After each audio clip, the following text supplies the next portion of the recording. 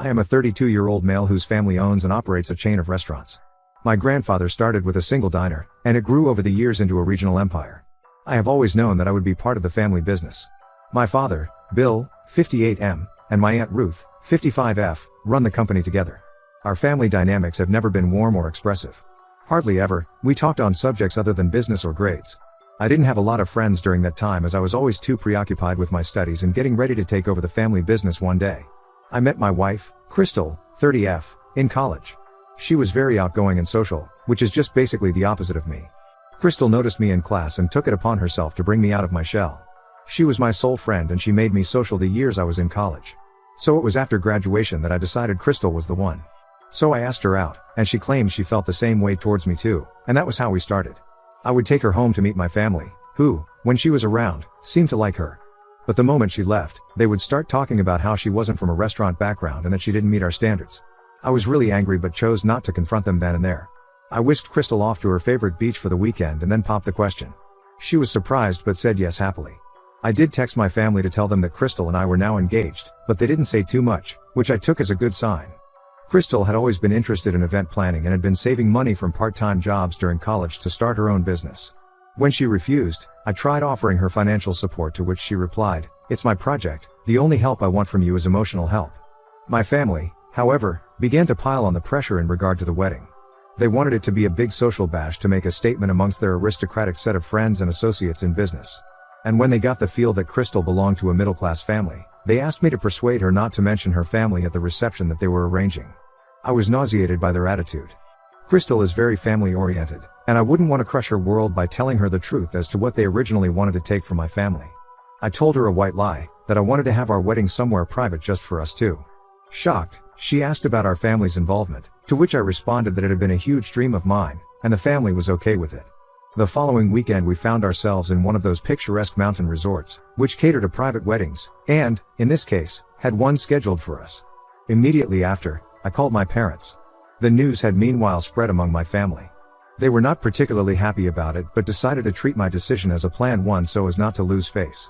The day right after our honeymoon, Crystal went to her parents' place for a few days, and I went over to my side of the family's house. Naturally enough, I had to listen to my father and aunt on the topic of getting married without informing them or getting married in their absence. Once again, I had my chance to prove my words correct about speaking ill of Crystal. Well, it appears I had startled them with my frankness and was able to veer into a conversation with them on arranging a Thanksgiving dinner as a replacement for the wedding dinner. But honestly, I didn't want to be in this show at all and just did the whole thing for the sake of it because I know this could be a great networking possibility for Crystal's new business. My mom, Linda, 56F, my Aunt Ruth, and my cousin Tyler, 28M, were in charge of planning the event. It was nearing dinner time, and I knew that the time had to come when I should reveal the true mean faces my family made toward Crystal. But she surprised me really. She believed that from the start of the proposal, suspicion grew in her, but she chose to trust me. She said that she did what was coming. The Thanksgiving dinner was mixed. On the good hand, some of the guests were really interested in Crystal's business.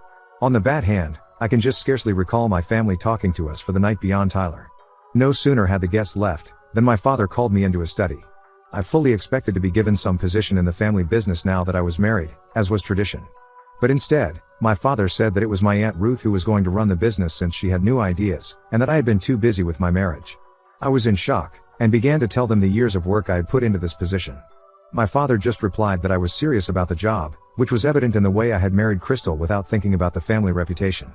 Then he went on to disparage Crystal's small-time event planner business. My blood boiled, but I couldn't feel the words. I stood up and walked outside for a breath of fresh air, and my mom followed. Crystal had remained in the study and had quite the fight with my father about how they treated family. He laughed in her face and told her she and I could try becoming part of the family once she was on par with them. Crystal was upset, and so we returned to pick me up. We left and drove straight home. The day after, I phoned my father to tell him that nobody talks to my wife like that. He wouldn't talk about it. I left messages with my other family members about what had happened, and only my mother returned my call, pleading with me to calm down. She was the one who said we should move on for our peace of mind, and I went for it. We decided to just settle with our respective jobs because a busy mind preoccupies oneself with things that are genuinely worth our while. For months, my family was distant, and except for my mother calling a few times to know how we were doing, we hardly spoke to each other. During that period, I was helping Crystal with her business network, and her event planning was doing great. She was the talk of the town with the most unusual parties and truly unforgettable events. The speed at which she added customers was nothing short of incredible. In the space of a year, she had been profiled in a local business magazine as one of the rising entrepreneurs to watch. As for me, I decided to strike out on my own and put my limited knowledge of the restaurant industry to work by starting a consulting firm for new restaurateurs. It was hard at first, but with effort, I put my name alongside my own family name and not dependent on it.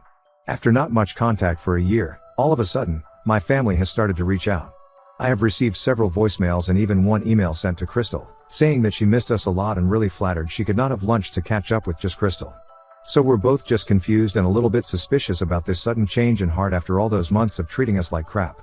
I'm on the edge of my seat, curious yet torn between curiosity about what they want and an impulse to protect the peace that Crystal and I have built for ourselves.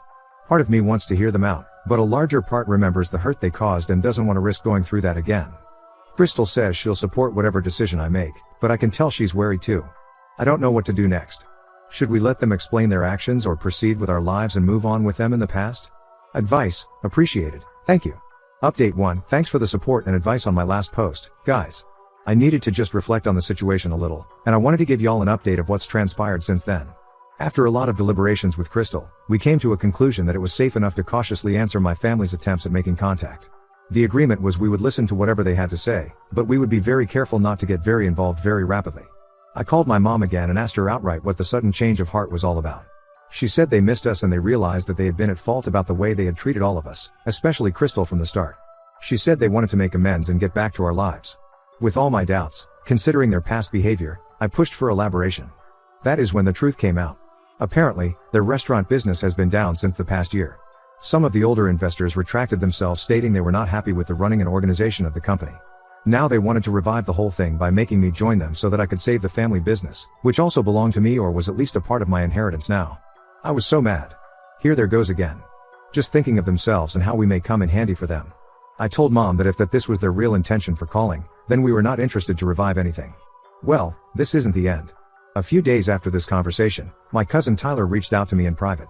He confirmed what Mom had said about their business problems but dropped some details that she had completely omitted. In addition, Tyler said my Aunt Ruth's new ideas blew up in her face. She had been trying to expand the business quickly into new markets and was shooting from the hips without having done the necessary research and creations. Subsequently, a majority of their new locations failed a few months after being launched and, in effect, caused huge financial losses. Tyler also told me that my father and aunt were approaching their circles of business acquaintances, claiming that I was still working with the company as a silent partner. Thus, they were using my name and supposed continued involvement to try and keep investor confidence high. It explained why some of Crystal's clients had been asking lately about my family's restaurants. I was furious after hearing that. Not only because they were trying to push us into helping them, but in doing so, using my name in something I had not consented to, in order to sustain the business that was heading downhill. It was after that incident that Crystal and I finally talked about it. We both thought that, at this point, we had to do something for our reputations and businesses. We consulted a lawyer and were advised to write a formal letter of cease and desist to my family, stopping our name from being used by them in connection with their business. We also prepared a public statement for our professional social media, outlining that neither he nor I had any association with my family's restaurant chain. Again, an unusually hard decision because it meant putting the fracture in my family very public, but important for the protection of our own professional integrity. The fallout from this was huge. My father called me, oscillating between anger and pleading. He said I had betrayed the family, then in the very next breath, he would beg me to consider and come back to help them out. I stood my ground, saying that their actions had consequences and we were merely protecting ourselves. My mother and aunt called, too, trying to lay a big guilt trip on me about family loyalty and how I was ruining my grandfather's legacy. I told them exactly how they were the ones who pushed me away and now faced the consequences of their poor decisions. Tyler has been so supportive through all this drama. He has been updating me on what is going on in the family and the business. He even hinted that, in such a case, he might as well leave, too, since he no longer believes in my father's and aunt's management. Crystal and I are barely hanging on. Her event planning business barely managed to stay afloat, and my consulting firm has gotten by with picking up more clients. We both put our minds to work and tried to take care of each other as best as possible. We're also taking other precautions to protect ourselves. We have retained a PR firm for reputational management in case something blows up, and we're doing double and triple diligence on researching potential clients and business partners to ensure that none of them are affiliated in any way with the operations my family has been involved in. It's been really rough these past couple of weeks, but we've been staying strong. Seeing how my family's efforts to reconnect with us were only for personal gain, in a way it did reinforce the determination we already had to have nothing to do with them. Surely, I will keep you posted if it will have developed into something significant already. Thanks to everyone once again for your support and advice. It truly means more than you can believe right this moment. Update 2. It's been a while, almost some months since the last update, and so much has happened. I just wanted to drop in here and let you all know what's been going on. Well, the good news first, Crystal is pregnant. We are absolutely in joy and on our way to parenthood. We came to know this a few weeks back and have been preparing for this new beginning in life. Her event planning business turned out so well that she was able to hire a small team, so she will be able to ease off a little during her pregnancy. My consulting firm is also growing at a steady pace. I started taking a few high-profile clients, which got us noticed very quickly in the industry. It feels great to be successful on your own terms without trading on your family's name. Now for the not so good. Although my family has lightened up a lot after the cease and desist letter and public statement that we made, they haven't completely backed down. They are very subtle but real troublemakers. We learned through Tyler that my father and Ann had been spreading rumors in their business circles that Crystal's success is all about connections they provided her. That we have good relations and our public distancing was just for show. This has raised some issues of ambiguity among our clients and business partners. We have had to spend too much time trying to tell others that we are not involved in the business of my family, that Crystal's success is something on her own. To make things worse, my mother came by our house unexpectedly last week. She was obviously emotional and began begging us to help the family. She said that they are on their way to bankruptcy and will probably have to sell some of the original restaurants started by my grandfather. This saddened me a little as those restaurants held all of my childhood memories with them, though I collected myself thinking back at how they treated us and remained tough. I told my mother that I felt sorry for them to have all those problems, but it was all because of what they have done and how they had chosen to handle their business-related issues. We weren't going to risk our financial standings nor reputations to clean up your mess. Crystal, being the more soft-hearted one, suggested that maybe we could say something or offer some advice on how they can make things right without getting too deeply involved. I gave into this as a compromise, thinking it could be enough as it might stop their tries to bring us back down. We met my parents and my aunt at a neutral location, a little coffee shop downtown. Crystal and I presented a few general ideas to them on how they could cut costs, reorganize their business, and possibly save the core of their business. We were very clear in saying that that is as far as we were going to be involved and that we were not going to give them any money or have our names on their business. My father and aunt seemed loath to accept that this was all we were willing to do, but my mother did seem much more grateful that at least we were doing something. As we were leaving, she sort of hugged me and whispered an apology for everything that had happened. It was the first genuine moment I'd had with her in years. Afterward, the sense of closure was palpable for Crystal and me. We had done what we could, had drawn lines in the sand. We prayed that was the end of it. But a week later, we received disturbing news from Tyler. My father and aunt took our suggestions and twisted them in their death throes, telling their remaining investors that we were advising them and actually on our way back to take over the company's leadership. They were trying to get someone to give them an emergency infusion of cash. We were shocked and indignant. It seemed that whatever we did, they would be determined to use us for their object, whether it were the truth or not, whether we wished it or not. After much discussion and soul-searching, Crystal and I have made a difficult decision. We are moving. We've just had an amazing opportunity come up that will let both of our businesses expand into a city 3 hours away. It's close enough that we can serve our existing clientele, but far enough away, not that it will stop my family from trying to intrude on our lives even there. But for our peace of mind and the future of our baby that is on the way, it is a necessary step. Tyler gets the message and has assured us of timely information if there should be any important occurrence running the family business. As we prepare for this move and as we prepare for the baby, we are thinking positively about the changes this will bring. Super excited for that difference and raising our kid in surroundings free from the poisonous influence of my relatives. I shall update all of you once we have started staying in our new home. Thanks for all the support which you all are providing in this journey. Update 3. It's been about half a year since my last update. The first and most important one is that Crystal and I have acquired a new little human. We're now the very proud parents of a beautiful baby girl named Sophia, who entered the world 3 months ago. She is absolutely perfect, and becoming her parents means the most wonderful feeling of joy, sleepless nights, and love greater than we ever thought possible. We moved to the new city about a month before Sophia was born. Talk about crazy.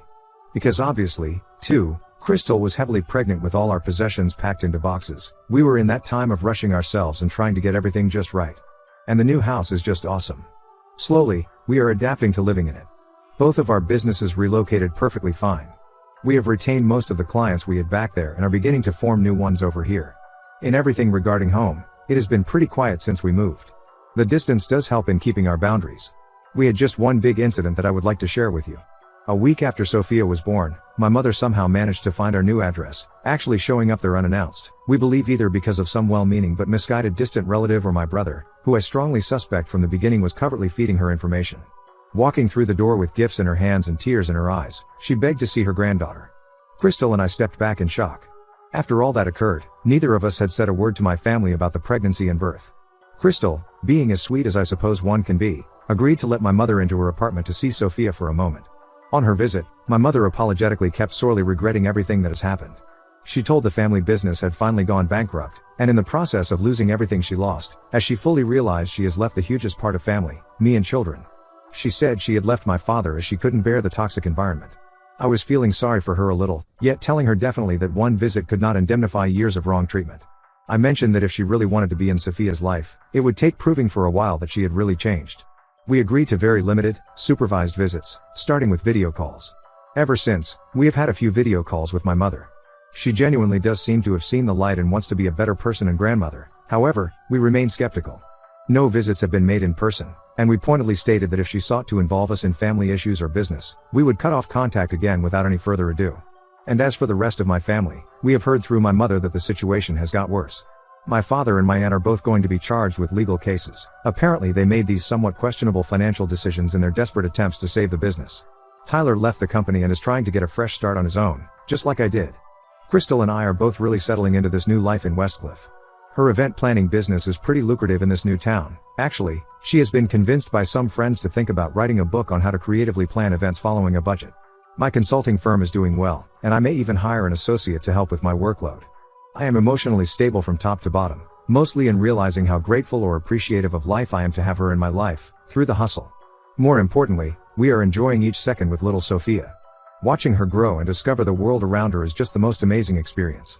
We are determined to make a loving, stable environment for her, free from the kind of family drama I grew up with. We're also making a circle of friends here, who actually feel more like a family than my blood relations ever did. It's good to be surrounded by people who value us for who we are, not because of what we can do for them. It's so, just thinking over it all, what happened in the past couple years left me filled with some sorrow, both at the loss of family relations and happiness, mostly at how Crystal and I stood by, creating a path of life. Some challenges that we meet in life could really have torn us all apart, but in turn, they have only brought us closer. I don't want to predict the future of my family. Perhaps my mother will continue progress in order to benefit from life with us. Probably my father and aunt will get punishment for their deed and realize how bad it was. Or maybe we will live on as we do now, for the most part, separately from them. Despite all, I am in no doubt that Crystal, Sophia, and I will be there for each other. We've become our tiny family unit, built on so much love, respect, and support for one another, if anything. End of line. Thank you to all of you for your support throughout such a long and complicated journey. Advice and encouraging words were received, and worth more than you probably know. So though we might very well not update for a while, do know that we're doing well. It's a happier life than ever.